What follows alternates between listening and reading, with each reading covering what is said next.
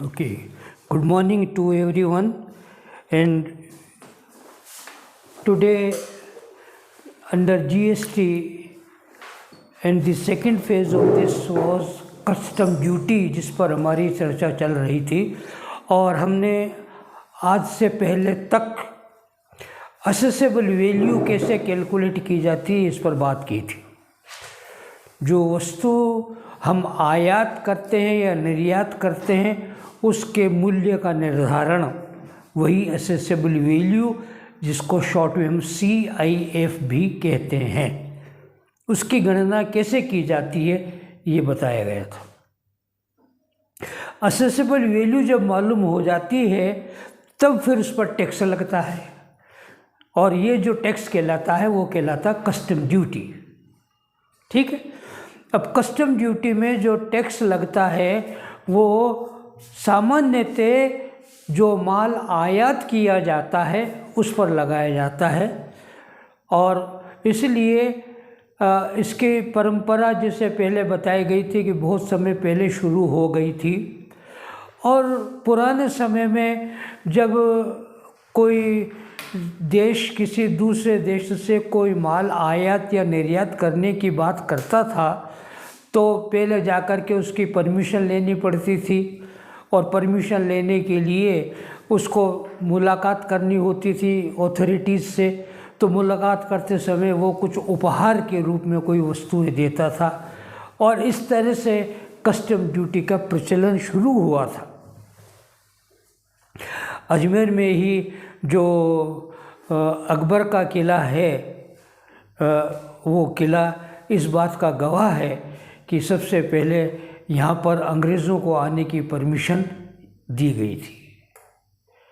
हालांकि वो किला, अकबर का किला जो है वो अकबर ने बनवाया था, और उसका उद्देश्य था चित्तौड़गढ़ को जीतने के लिए बार बार आना जाना पड़ता था, तो सारी युद्ध की सामग्री, साजो सामान और जितने भी योद्धा थे वो यहाँ पर रुकते थे, ठहरते थे।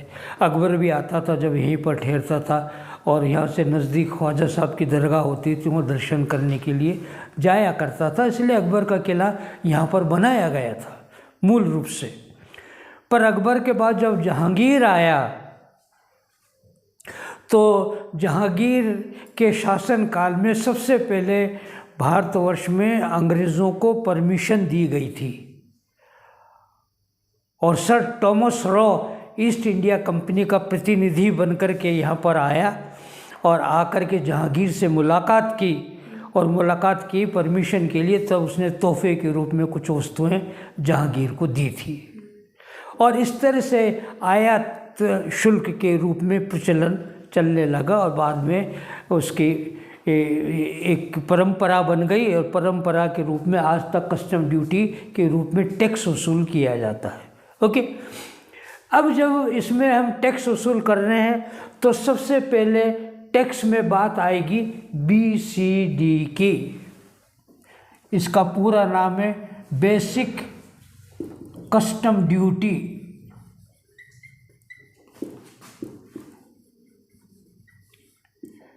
जनरली बेसिक कस्टम ड्यूटी 2.5%, 5% और 10% की होती है, पर ये निश्चित नहीं है। जो भी वो रेट देगा प्रश्न में, उसी रेट के आधार पर कस्टम ड्यूटी लगाई जाएगी, और ये कस्टम ड्यूटी होगी असेसेबल वैल्यू का प्रतिशत इनटू परसेंटेज, जो भी प्रतिशत हो। असेसेबल वैल्यू का जो प्रतिशत बताए प्रश्न में 2.5%, 5%, 10%, 20%, जो भी वो कह दे, हमें तो वो लगाना है। पर जनरली 2.5%, 5% और 10% होती है। अलग अलग तरह की कमोडिटीज़ पर अलग अलग प्रकार से ड्यूटी लगाई जाती है। जनरली रेट ये है, परंतु आपको इस संबंध में प्रश्न में वो रेट देगा, और रेट के आधार पर जो रेट दी जाए, असेसेबल वैल्यू का उतना ही प्रतिशत। असेसेबल वैल्यू का कैलकुलेशन हमने कल तक देखा, सारे क्वेश्चंस किए हैं, उसके डिफरेंट इलस्ट्रेशंस भी किए हैं, और पता लगाया कि असेसेबल वैल्यू कैसे ज्ञात की जाती है। तो जो असेसेबल वैल्यू ज्ञात की जाएगी उसका उतना प्रतिशत BCD लगेगा, बेसिक कस्टम ड्यूटी। ठीक है, फिर आइएगा CVD। इसको दूसरा, इसका पूरा नाम है काउंटर वेलिंग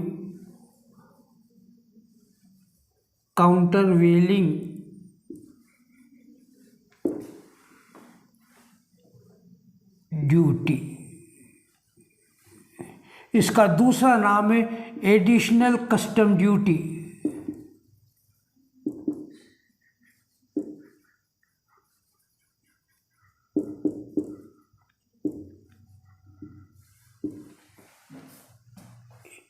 एडिशनल कस्टम ड्यूटी भी कहते हैं। CVD जनरली इसका प्रचलित नाम है, काउंटर वेलिंग ड्यूटी। ठीक है, ये अतिरिक्त ड्यूटी लगाई जाती है। इस ड्यूटी के अलावा एक टैक्स और लिया जाता है, एडिशनल अतिरिक्त लिया जाता है, और ये उन वस्तुओं पर होता है जो वस्तुएं आयात की गई हैं परंतु उन वस्तुओं का निर्माण भारत में भी हो रहा है। तो उसको संरक्षण देने के लिए कि भारत में भी वो वस्तुएं उत्पादित हो रही है, उनको संरक्षण देने के लिए इस पर एक्स्ट्रा टैक्स और लग जाता है, एक्स्ट्रा लगता है, इसलिए इसे CVD कहा जाता है। और ये होता है BCD का इंटू जो भी प्रतिशत आ जाए BCD का। ठीक है, BCD ज्ञात करेंगे, BCD का प्रतिशत ये होगा। फिर आइए RIC, road infrastructure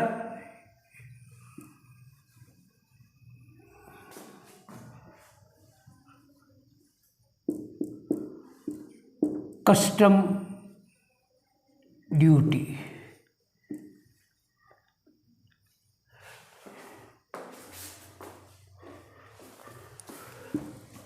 road infrastructure cess उपकर है। ये होता है BCD प्लस CVD का एक निश्चित प्रतिशत जो वो प्रश्न में देगा। ठीक है, जनरली ये डीजल और पेट्रोल पर लगता है और ये होता है ₹8 पर लीटर जनरली, पर जैसा प्रश्न में कहा जाए वैसे आपको करना पड़ेगा। ठीक है, फिर आता है SWS, सोशल वेलफेयर सरचार्ज। ये होता है BCD का एक निश्चित प्रतिशत जो भी प्रश्न में देगा। ये कैलकुलेशन इस तरह से होता है। आप चाहें तो इसकी शॉर्ट में जानकारी आपके बुक में पेज नंबर देखिएगा, लास्ट में दे रखा मेरे बुक में पेज नंबर 122 है। 122, 123 से शुरू हो रहा है। ये इस तरह की टेबल बनी हुई है। ये टेबल आपके, ये सारी बातें शॉर्ट में आपको दे रखी हैं, तो संक्षेप में इन बातों को आप यहाँ पर देख सकते हैं, समझ सकते हैं। ठीक है, आइए हम अब इन बातों पर प्रश्न लेकर के चल रहे हैं। उदाहरण नंबर 1 तो बहुत छोटा है, हम बात करते हैं उदाहरण नंबर 2 से शुरू। इलस्ट्रेशन नंबर 2, मिटा दो, मिटा दो।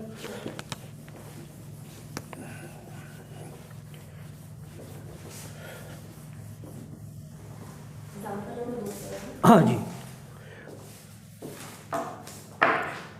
मैं फिगर बोलता चल रहा हूँ, जहाँ वो डिफरेंस हो बता दीजिए। फ्रॉम दी फॉलो निम्नलिखित सूचनाओं से सीमा शुल्क की देय कुल राशि की गणना कीजिए। आयातित माल का शुल्क योग्य मूल्य 4 लाख रुपए, 6 लाख रुपए।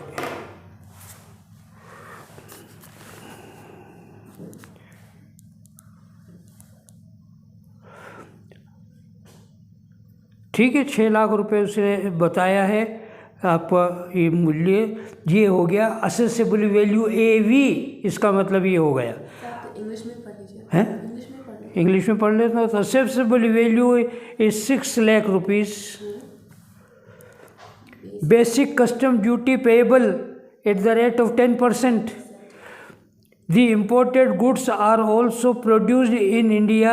On such goods, excess duty is leviable 12% CVD. ये देखिए एडिशनल ड्यूटी लगी है ऐसे माल पर जो भारत में भी उत्पादित होता है, उनको संरक्षण देने के लिए एक्स्ट्रा टैक्स लगाया जाता है, उसे CVD कहते हैं, काउंटर वेलिंग का ड्यूटी। ध्यान रखिएगा। रोड एंड इंफ्रास्ट्रक्चर सेस 10,800 ये दे रखा कैलकुलेटेड, आपको कुछ नहीं करना, कोई परसेंटेज नहीं निकालना इसका। Social welfare surcharge 3%। फिर कहता है special duty of customs under section 3 subsection 5 eight the rate of 4%। और एक्स्ट्रा ड्यूटी और स्पेशल ड्यूटी लग रही है, वो अलग है। देखिएगा, इसका मतलब 3 ड्यूटी तो हो गई, बेसिक कस्टम ड्यूटी, CVD और फिर एडिशनल स्पेशल ड्यूटी, ये 3 हो गई हैं। ये स्पेशल ड्यूटी है जो BCD और CVD के अतिरिक्त होती है। ध्यान रखिएगा, ये भी कुछ विशेष प्रकार की वस्तुएं जिनको सरकार समझती है, उनका नोटिफिकेशन देती है कि भाई ये स्पेशल ड्यूटी में ली जाए, उन पर टैक्स लगाया जाता है एक अतिरिक्त और। ठीक, ये इस तरह का कैलकुलेशन आपको इसमें करना है। State the amount of custom duty for which the importer can avail CENVAT credit or can claim refund of duty if such importer is trader and collects VAT from his customers. खैर बाद में तो ये है कि उस पर tax कितना बनता है, ये बताइए, कोई खास विशेष बात उसमें नहीं है। ठीक है, बात समझ में आ गई है, क्वेश्चन समझ में आया है। आइए डिटेल में इसको एक एक बात को हम क्लियर करते चलते हैं। ऊपर हेडिंग हो जाएगा कैलकुलेशन ऑफ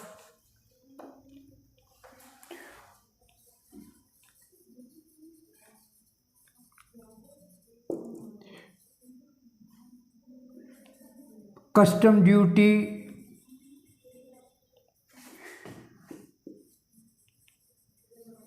पेएबल। इतना भुगतान करना है जब माल भारतवर्ष में आ गया, तो आने के बाद इतना रुपए आपको टैक्स के रूप में देना है, उसके बाद ही माल छुड़ा करके आप अपने गोदाम में ले जा सकते हैं, उससे पहले नहीं। ये है इलस्ट्रेशन नंबर 2।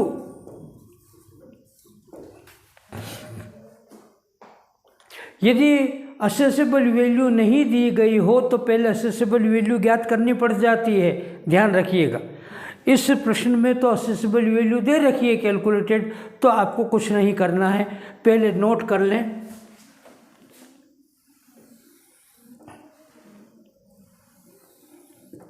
असेसेबल वैल्यू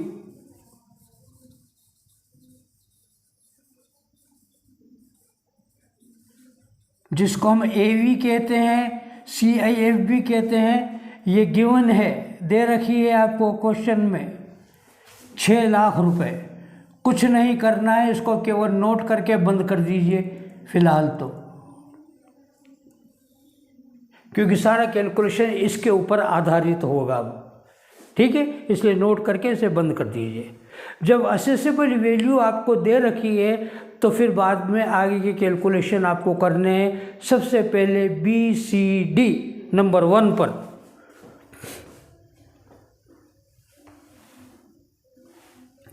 ये फर्स्ट नंबर पे कैलकुलेट होगा।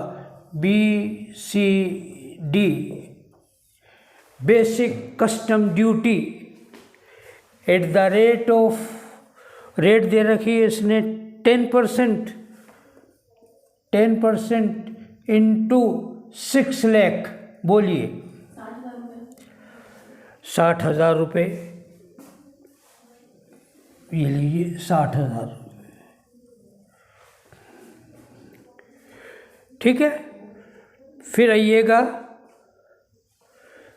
दूसरे नंबर पर, ये कहता है basic the imported goods are also produced in India, on such goods excise duty is leviable at the rate of 12%, 12% की दर से एडिशनल कस्टम ड्यूटी या CVD लग रहा है, ठीक है।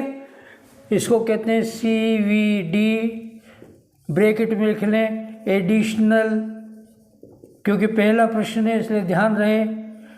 Custom duty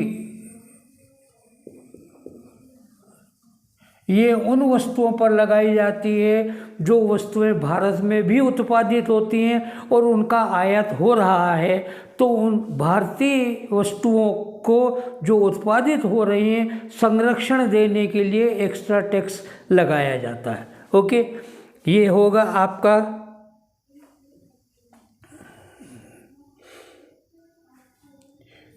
AV plus BCD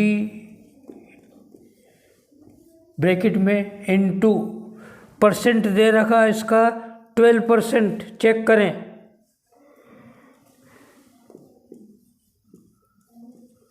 AV 6 lakh रुपए प्लस BCD 60,000 रुपये, दोनों का टोटल हुआ 6,60,000। इसका 12%, 79,200,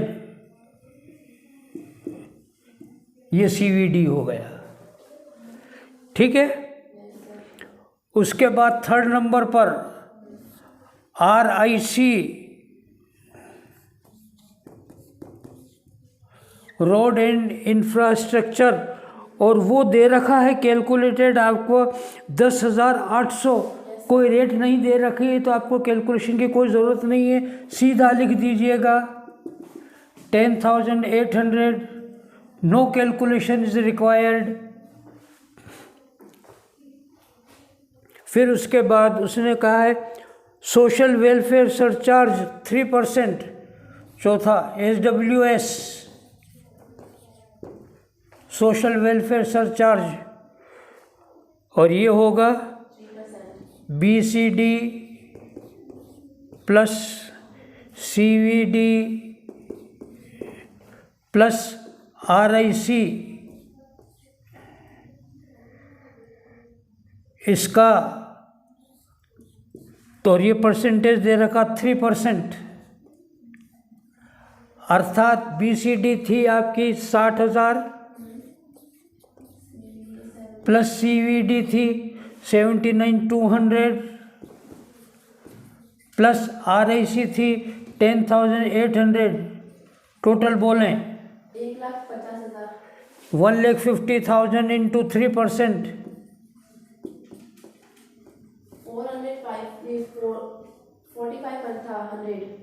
45,000, 4,500,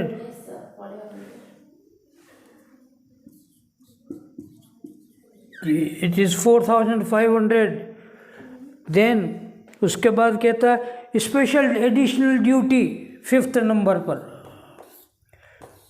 स्पेशल एडिशनल ड्यूटी, और वो बता रहा है 4%, और ये होगी AV, क्या हो गया assessable value plus BCD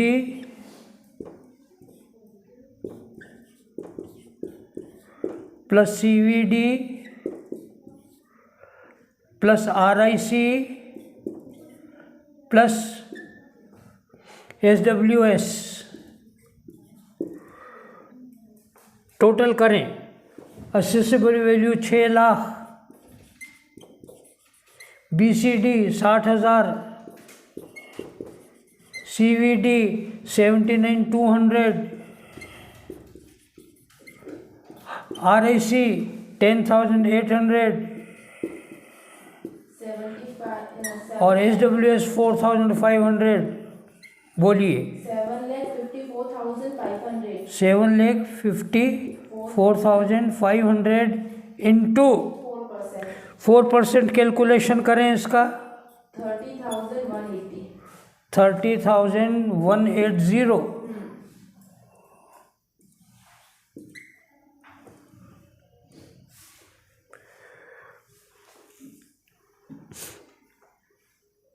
That's all. Total custom duty payable, ये भुगतान आपको करना है। बोलिए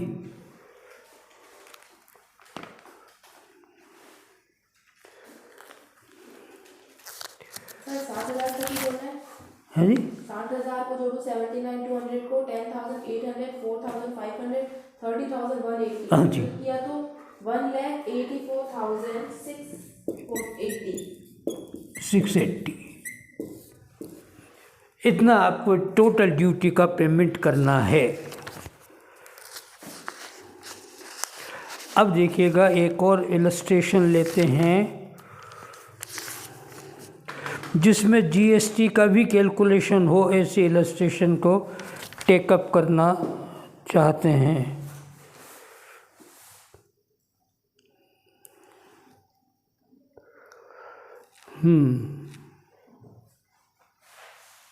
आइए, इलस्ट्रेशन नंबर 4 है मेरी बुक में।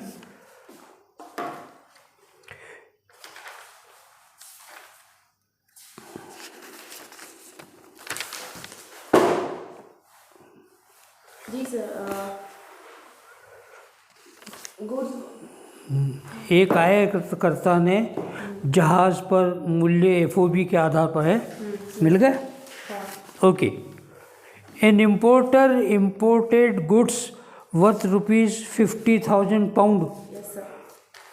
on FOB basis. The goods were landed on Chennai port on 16th July 2020. The importer presented his bill of entry for home consumption on 20th July 2020. The freight and insurance charges are not known. आपको ज्ञात करना है इसका मतलब। The other information are as under. The exchange rates is notified by the board of on different dates may be assumed as under. एक तो ये पहली रेट दे रखी 16 जुलाई को 85.20, 20 जुलाई को दे रखी 92.50 और फिर उसके बाद देखा रेट ऑफ बेसिक तो दो ही रेट हैं। तो हमें जो 20 जुलाई वाली रेट है वो है होम कंजम्पशन के बिल ऑफ एंट्री की डेट। बिल ऑफ एंट्री देखिए कि 20 जुलाई को है, तो 20 जुलाई की रेट को हम कंफर्म करते हैं। पहले वाली 16 जुलाई की रेट 85.20 को नहीं लिया जाएगा, ध्यान रहे। इसका मतलब है असेसेबल वैल्यू की भी आपको कैलकुलेशन करनी है। Basic rate of basic custom duty BCD 20% बोल रहा है। फिर कहता सोशल वेलफेयर सरचार्ज SWS 10% है। फिर IGST, ये GST आ गया, वो कहता है 12% अंडर सेक्शन 3 सबसेक्शन 7 18%। कितना 18%। ओके, बाकी सेम है। आगे और कोई बात इसने नहीं बताई है। अब इसमें देखिए किस प्रकार से हम कैलकुलेशन इसका टेकअप करते हैं। इलस्ट्रेशन नंबर 4, ऊपर हेडिंग एज इट वाज वैसा ही रहेगा, calculation of custom duty payable, परंतु यहाँ पर IGST भी हो रहा है, तो यहाँ पर ये लिख दीजिएगा custom duty and GST payable. थोड़ा सा ऊपर हेडिंग में करेक्शन हो जाएगा, कस्टम ड्यूटी एंड GST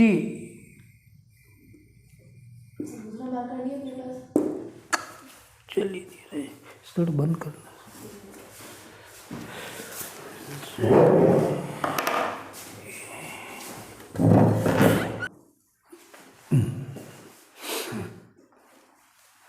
आइए सेकंड इलस्ट्रेशन नंबर 4 पर बात कर रहे हैं।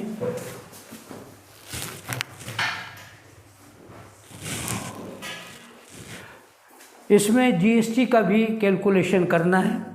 तो यहाँ पर एक तरह से एक नहीं 3 कैलकुलेशन हो गए। पहला कैलकुलेशन करना है एसेसेबल वैल्यू का, दूसरा कैलकुलेशन करना है कस्टम ड्यूटी का, और तीसरा फिर उसमें जीएसटी कितनी आती, ये 3 कैलकुलेशन है। ओके, हालांकि ज़्यादा कोई प्रॉब्लम वाली बात नहीं, इस टॉपिक में भी बड़ा सावधानी से करेंगे तो पूरा करेक्ट आपको सॉल्यूशन हो जाना चाहिए, कहीं कोई ज़्यादा दिक्कत नहीं होगी। कस्टम ड्यूटी पर ज़्यादा ध्यान रखिएगा क्योंकि कंपैरेटिवली आपके जीएसटी से ज़्यादा ये सिंपल होगा। आइएगा, पहला काम, first calculation of accessible value. पहले तो ये मालूम की जाए, पहला काम। और उसने बताया है कि जो एफओबी माल था वो 50,000 का था, 50,000 पाउंड का, ठीक है।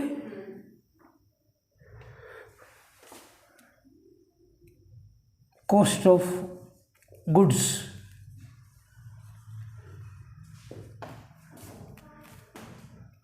50,000 पाउंड।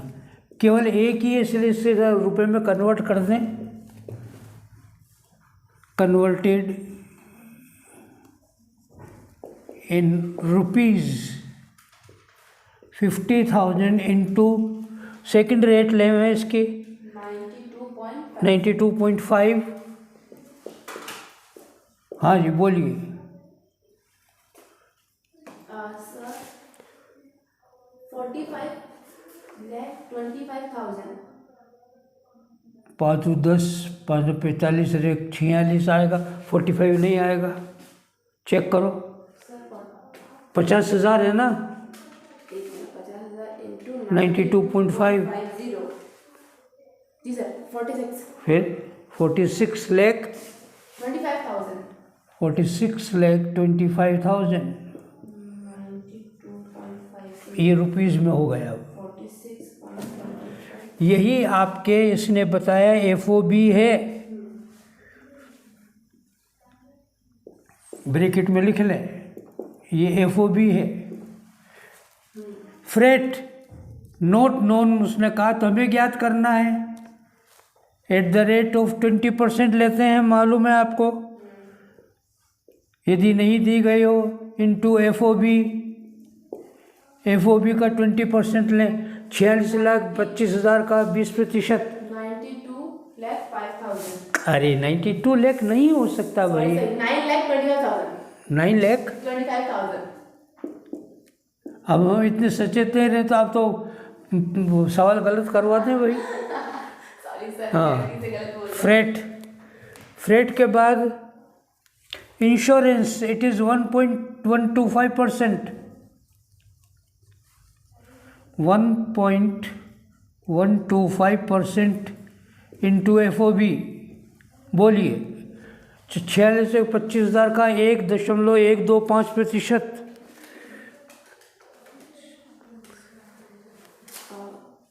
सर 52,000 31। 52,031। पैसे तो नहीं है सर पैसे भी है 0.25 है। हाँ, तो बोलिए, नहीं तो 10-15 रुपये का अंतर आ जाएगा। ओके, टोटल कीजिएगा, दिस इज असेसेबल वैल्यू आ गई आपकी।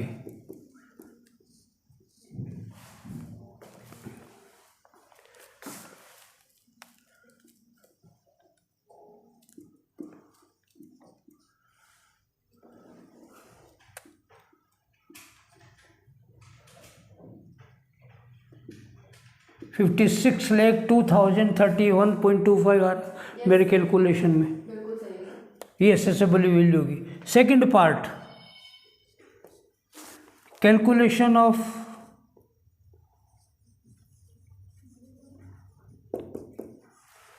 Custom duty payable,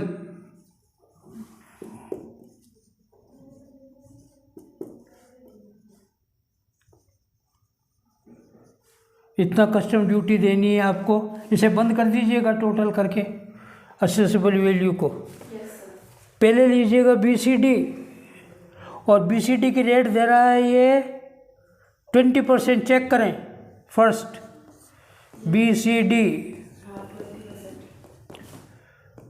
20% into AV, accessible value का 20%, 56,02,031 रुपये 25 पैसे का 20% बोलें।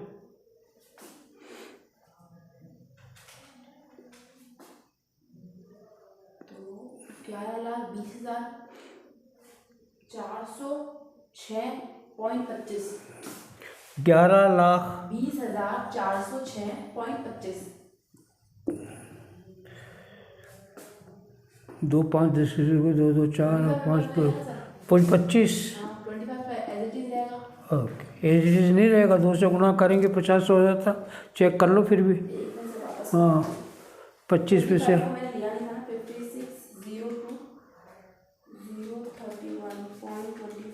इंटू 20%। इतना बड़ा अमाउंट है 0.52 के आगे 5 आ ही नहीं रहा। अच्छा अब समझिए, मैं कैलकुलेटर में नहीं आ रहा, फोन में करती हूँ। अरे 100 से भाग दे दो ना, आप जब इस बड़े फिगर हो तो 100 से भाग दे दिया करो। ये कैलकुलेटर से 12 डिजिट वाला लेकर रखो। अरे सर जब इसमें भाग इंटू देने के लिए ये पूरी अमाउंट तो आना चाहिए, इसी में नहीं आ रहा तो मैं कैसे करूँ? अच्छा यूँ भाग देने के लिए वो पूरा फिगर तो आना चाहिए ना सर। पर तो फिर एक बात का ध्यान रखो, ये कि आपके काम नहीं आएगा कैलकुलेटर एग्जाम में। सर पर 12 डिजिट का तो वो अलाउ नहीं है ना सर। नहीं 12 डिजिट का अलाउ है, फंक्शन से नहीं होना चाहिए। अच्छा फंक्शन नहीं। हाँ फंक्शन से नहीं होने चाहिए, डिजिट तो 12 अलाउ है। 56,02031.25 इंटू 20%। सर इधर आ रहा है 1,12,006.25। ये आ रहा है सर, देखो 11,20,000 बोल रहा है। 11,20,000 तो नहीं, 11,20,000 6.25, 1,12,006.25 बोल रहा है। हाँ आपने पूरा फिगर लिखा है, मैंने अमाउंट सही। ये तो बोल रहा है कि ए क्या था,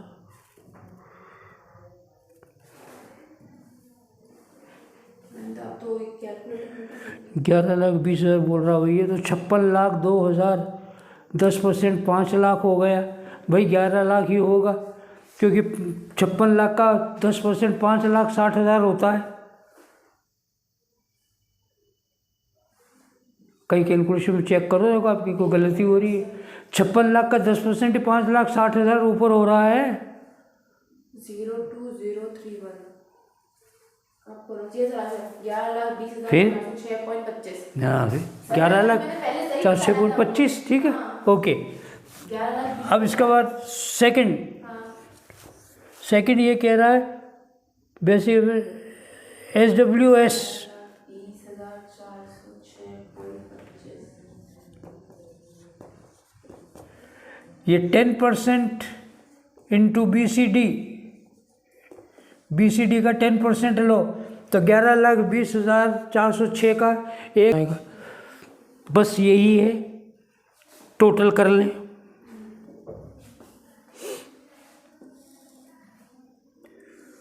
बोलिए टोटल कस्टम ड्यूटी।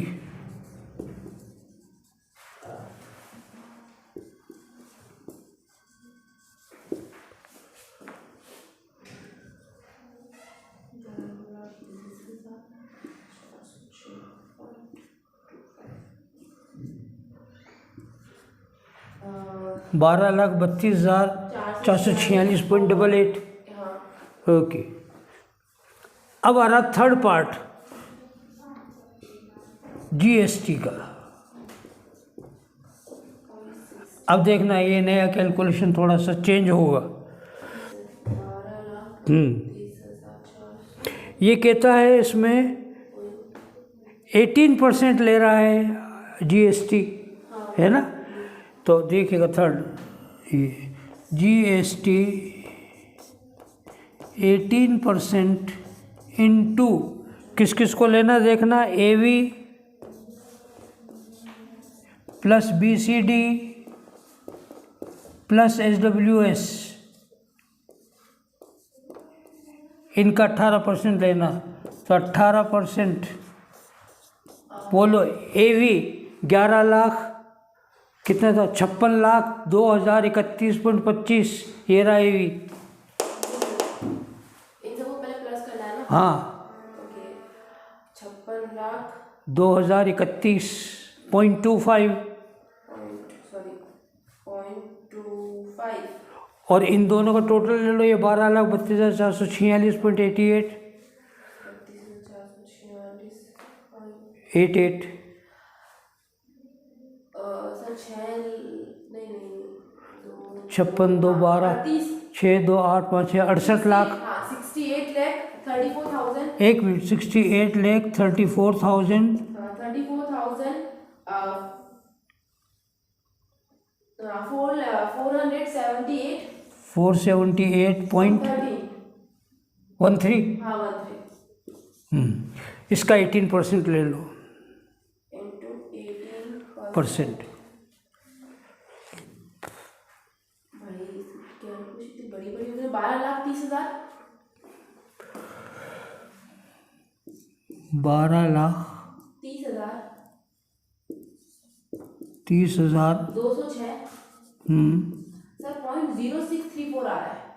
0634 06 कर दो, ये हो गया। GST पेएबल,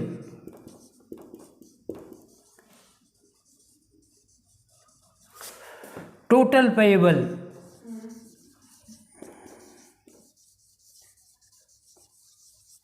अब इन दोनों को जोड़ लो, प्लस 12,32,046.88 को और जोड़ दो इसमें, 12,32,446.88। भगवान की कैलकुलेशन, 24,62,652.9434। बस 94 कर दो, ये हो गया। ये टोटल पेमेंट आपको इतना करना पड़ेगा टैक्स के रूप में, 24,62,652.9494।